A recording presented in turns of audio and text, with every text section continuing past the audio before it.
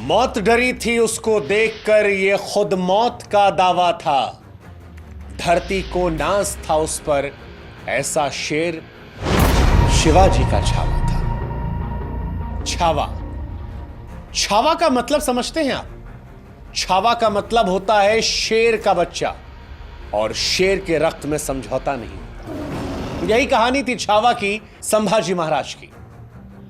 वो संभाजी महाराज जो शेर से लड़ने का दमखम रखते थे, वो संभाजी महाराज जो दहाड़ दे तो दुश्मन मैदान छोड़कर भाग जाया करता था। वो छावा जिनकी तलवार की चमक दुश्मन को रण छोड़ने के लिए मजबूर कर दिया करती थी। वो संभाजी महाराज जो औरंगजेब के कैद में धोखे से फंस तो गए, लेकिन इसके बावजूद अपनी माटी से गद्दारी नहीं की। हैरानी होगी आपको जानकर कि संभाजी महाराज को तोड़ने के लिए, उन्हें इस्लाम धर्म कबूल करवाने के लिए औरंगजेब ने यातनाओं की पराकाष्ठा को पार कर दिया था।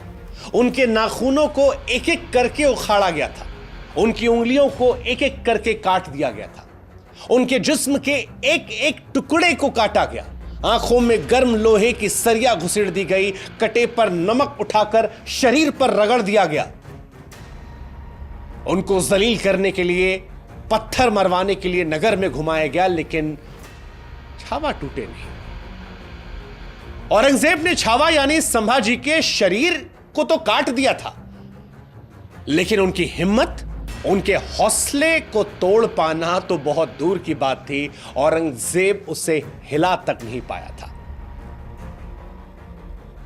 औरंगजेब ने जब लहूलुहान छावा से कहा कि इस्लाम कबूल कर लो, जान बच जाएगी, तो शेर का बच्चा छावा पलटकर जवाब देता है कि औरंगजेब, तुम मराठों में शामिल हो जाओ, तुम्हें धर्म बदलने की जरूरत भी नहीं पड़ेगी। ये थे छावा, संभाजी महाराज। और इसीलिए विकी कौशल की फिल्म छावा सिर्फ एक फिल्म नहीं है, बल्कि शौर्य, बलिदान, अजय पराक्रम की महागाथा है। एक ऐसी महागाथा जिससे देश का एक बड़ा हिस्सा अनजान है। एक ऐसी महागाथा जिसके बारे में कम ही लोग जानते हैं। ऐसी महागाथा जो हमें बताती है कि हमारे देश में स्वराज पाने के लिए हमारे बहादुर वीरों ने कितनी कुर्बानियां दी हैं। यह आपको समझना पड़ेगा, और इस समझने के लिए आपको अपने स्कूल के दिनों में वापस जाना पड़ेगा। एक जमाने में कक्षा 5 में एक किताब आती थी, भारत की महान विभूतियां। इस किताब में भारत के तमाम महावीरों की कथाएं थी। शिवाजी का भी चैप्टर था, सिंहगढ़ किले को औरंगजेब से वापस लाने की लड़ाई का जिक्र था। इस चैप्टर में मराठे सिंहगढ़ का किला जीत जाते हैं। शिवाजी महाराज अपनी मां जीजाबाई से पूछते हैं कि औरंगजेब की सेना से लड़कर किला जीतने वाले किलेदार का क्या हुआ? तो जीजाबाई कहती हैं, गढ़ा आला पर सिंह गेला, यानी गढ़ तो आ गया लेकिन शेर चला गया। ये शेर कोई और नहीं बल्कि किलेदार तानाजी मालुसरे थे। हम में से बड़ी आबादी इनके बारे में तब जान पाई जब अजय देवगन ने फिल्म तानाजी बनाई। अब आप सोचिए जरा कि एक ऐसा योद्धा जिसने औरंगजेब को परास्त कर दिया था, सिंहगढ़ किले पर कब्जा किया था, उसके बारे में भारत के लोगों को ही मालूम नहीं था। और तानाजी अकेले नहीं है, ऐसे बहुत सारे लोग हैं। पेशवा बाजीराव को ले लीजिए। पेशवा बाजीराव बल्ला के बारे में लोगों को मालूम नहीं था। क्या आप जानते हैं कि पेशवा बाजीराव बल्लाल एक ऐसे योद्धा थे जिन्होंने अपने 40 साल के जीवन में 42 युद्ध लड़े और उसमें से एक भी युद्ध नहीं हारे। सोचिए, जो बाजीराव अपराजय योद्धा थे, ऐसे योद्धा जिन्होंने मुगलों की नींद उड़ा रखी थी। कहा जाता है कि मुगलों को बाजीराव सपने में आते थे। सिर्फ 19-20 साल की उम्र में बाजीराव ने मुगलों के शासन वाली दिल्ली को 3 दिनों तक बंधक बना के रखा था। मुगल बादशाह की लाल किले से निकलने की हिम्मत तक नहीं हुई थी। उस बाजीराव को भी इस देश में तब जाना गया जब रणवीर सिंह की फिल्म बाजीराव मस्तानी आई। ऐसे बहुत सारे योद्धा हैं जिन इतिहास में या तो जगह नहीं दी गई, या जगह मिली तो उनका प्रचार प्रसार नहीं हुआ, पढ़ाया नहीं गया, और इसीलिए हम सब उनकी वीरता से अनजान हैं। ऐसे ही एक मर्द मराठा, संभाजी राजे शिवाजी राजे भोसले। जी हां, संभाजी छत्रपति शिवाजी महाराज के पुत्र थे। स्वराज का जो सपना छत्रपति शिवाजी महाराज ने देखा था, उसे पूरा करने का जिम्मा छत्रपति शिवाजी महाराज के बाद संभाजी ने उठाया। शेर के बच्चे को छावा कहा जाता है क्योंकि छत्रपति शिवाजी को शेर कहा जाता था, इसीलिए संभाजी छावा थे। और इसी छावा पर एक किताब आई और उसके बाद फिल्म बनी जिसका नाम है छावा। छावा के जरिए लोगों को बताने की कोशिश की गई है कि शिवाजी राजे के पुत्र संभाजी राजे कितने महान योद्धा थे।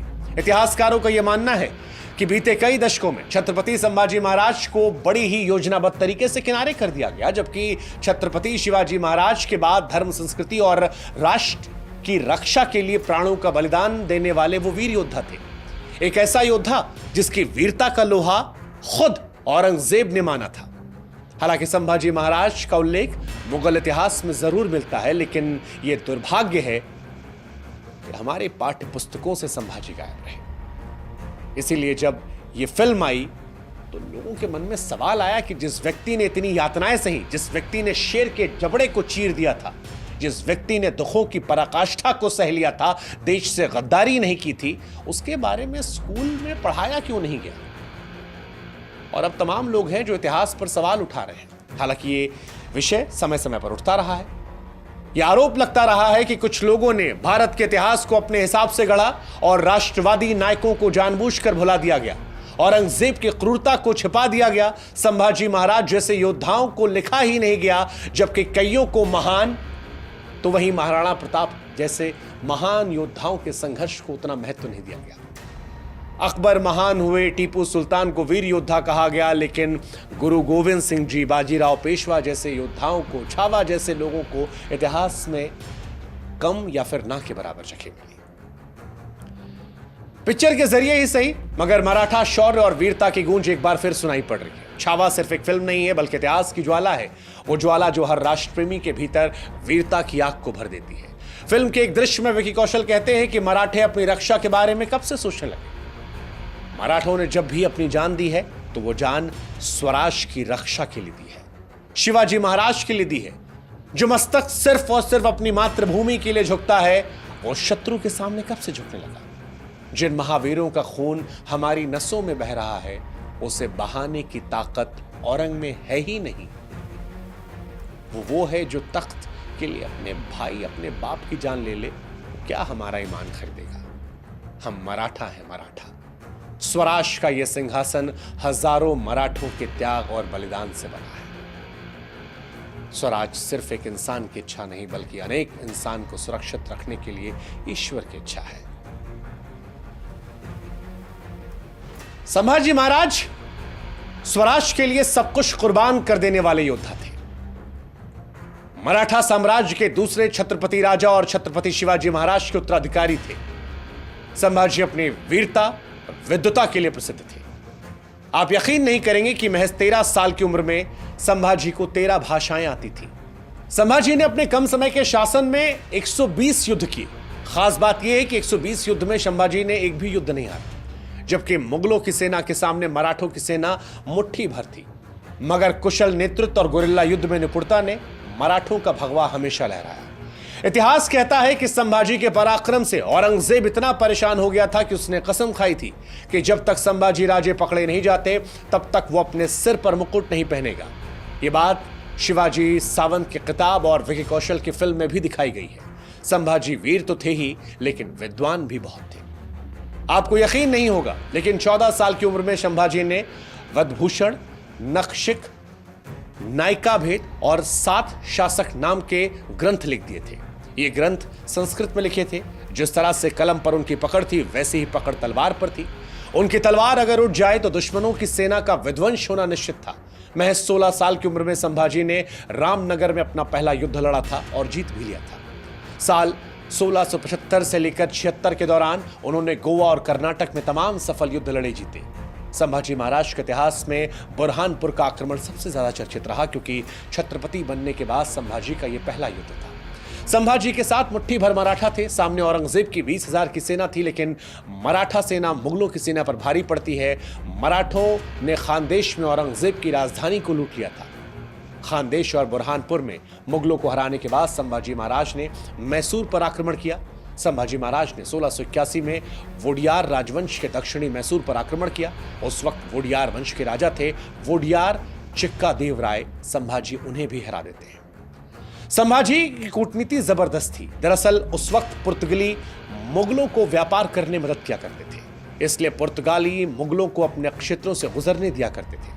संभाजी महाराज का यह मानना था कि अगर मुगलों को कमजोर करना है तो पुर्तगालियों के साथ उनके गठजोड़ को खत्म करना पड़ेगा और इसीलिए पुर्तगालियों पर हमला किया, उनके किले को ध्वस्त किया, पुर्तगाली खजाने हथियारों पर कब्जा किया जो मराठों की सेनाएं काम आए। अब सवाल यह उठता है कि जब संभाजी इतने वीर, बहादुर और विद्वान थे तो फिर औरंगजेब के हाथों मारे कैसे गए, कैसे वीरगति को प्राप्त हुई? इसकी कहानी भी बड़ी दिलचस्प है। दरअसल संभाजी ने मुगलों को भारत से पूरी तरह उखाड़ फेंकने के लिए एक योजना बनाई थी और इसके लिए संगमेश्वर में गुप्त बैठक की थी। इस बैठक में संभाजी के बहनोई गनोजी शिर्के भी शामिल थे। दरअसल गनोजी शिर्के को संभाजी महाराज ने वतनदारी और जहांगीरी देने से साफ इनकार कर दिया था, इसलिए वो संभाजी से बैर रखते थे मगर साथ होने का दिखावा करते थे। गणोजी ने संभाजी महाराज के साथ विश्वासघात किया और मुगल सरदार मुकर्रब खान को सूचित कर दिया कि संभाजी संगमेश्वर में है। संभाजी राजे ने अपनी बैठक में जिन गुप्त रास्तों के बारे में बताया वो केवल मराठों को मालूम थे। गणोजी ने मुकर्रब खान को गुप्त रास्तों के बारे में सब कुछ बता दिया। संभाजी को मालूम नहीं था कि उनकी योजना का पता मुगलों को लग गया है, इसलिए अपनी आधी से ज्यादा सेना को रायगढ़ भेज दिया और खुद संगमेश्वर से निकलने की तैयारी कर रहे थे। जब वो संगमेश्वर से निकल रहे थे तब तकरीबन 10,000 मुगलों के सैनिकों ने उन्हें घेर लिया, धोखे से बंदी बनाया। इसके बाद औरंगजेब ने संभाजी को अपने बंदीगृह में हर तरह की यातनाएं दी, उनके नाखून को उखाड़ा, उंगलियों को काटा, आंख में लोहे की सरिया डाली, शरीर पर नमक रगड़ दिया, इस्लाम कबूल करने के लिए उन्हें प्रताड़ित किया। लेकिन इसके बावजूद बिना गद्दारी किए इस जिंदगी को छोड़ने का फैसला छावा ने किया। विकी कौशल की फिल्म में जब यह संवाद आता है, जब छावा औरंगजेब से कहता है कि मराठाओं में तुम शामिल हो जाओ, तुम्हारी जान भी बच जाएगी और धर्म भी नहीं बदलना पड़ेगा, तो वो बताता है कि छावा की कहानी किसी एक धर्म के गुणगान की कहानी नहीं है, यह कहानी स्वराज की कहानी है। वो स्वराज जिसका सपना भारत देश के हर एक धर्म के हर एक व्यक्ति ने देखा था। लेकिन बड़ी हैरानी होती है और यह बड़ा दुर्भाग्यपूर्ण लगता है कि ऐसे योद्धाओं के बारे में हमें तब क्यों पता चलता है जब कोई फिल्म आती है या विवाद होता है। क्यों हमारी पीढ़ी को ऐसे महान हस्तियों के बारे में पढ़ाया नहीं गया? बड़ी हैरानी है। हमारी जनरेशन को इस बात की जानकारी क्यों नहीं है कि स्वराज के लिए लड़ने वाले योद्धाओं में संभाजी महाराज जैसे योद्धा थे जिन्होंने स्वराज की खातिर अपने प्राणों का बलिदान किया था, वो भी पूरी वीरता के साथ। अंतिम समय में भी जिनकी आंखों में डर नहीं था, ऐसे ही योद्धा तो भारत को भारत बनाते हैं और बताते हैं कि शास्त्रों की इस भूमि में ऐसे ऐसे योद्धा हुए हैं जिनके शस्त्र उठाते ही दुश्मनों की चाल बदल जाया करती थी। छावा सिर्फ एक कहानी नहीं है, छावा एक प्रेरणा है। छावा की कहानी अगर आपने नहीं जानी, कोई बात नहीं। उस दुर्भाग्यपूर्ण दौर में हम भी आप बड़े हुए जब इतिहास में नहीं पढ़ाया गया, लेकिन अब जब ये कहानी आई तो हमारी आपकी भी जिम्मेदारी है इस कहानी को अधिक से अधिक लोगों तक पहुंचाने की। हमने अपना काम किया, अब आगे आपकी जिम्मेदारी है। छत्रपति शिवाजी महाराज की जय, भारत माता की जय। जय हिंद, जय भारत।